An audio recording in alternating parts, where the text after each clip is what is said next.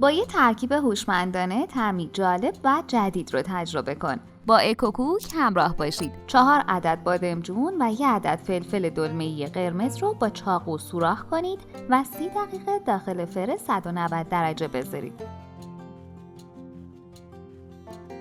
همه رو 5 دقیقه داخل نایلون بذارید.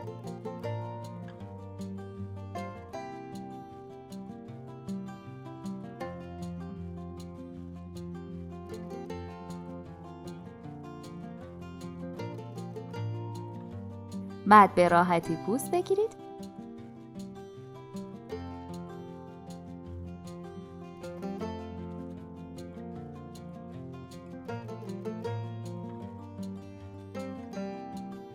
و با چاقو خوب ساتوری کنید.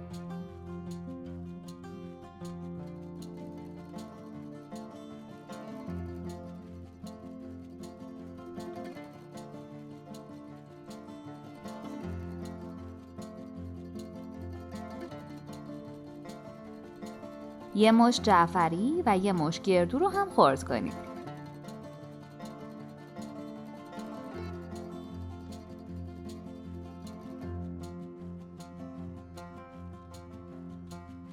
به بادمجون اضافه و مخلوط کنید. اگه میخوای اولین نفری باشی که به محض آپلود آموزش جدید ویدیومون رو ببینی، دکمه سابسکرایب و زنگوله کنارش رو حتما بزن. به 6 قاشق غذاخوری ماست، 2 قاشق غذاخوری ارده،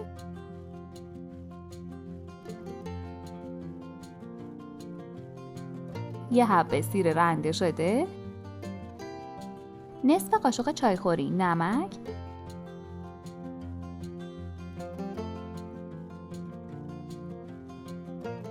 مخلوط بادمجون اضافه و ترکیب کنید.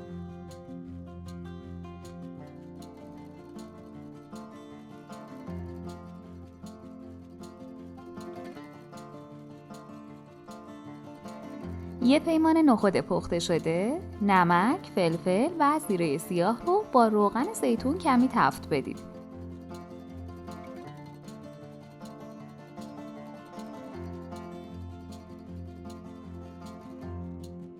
روی مواد آماده شده با کمی جعفری خرد شده بریزید.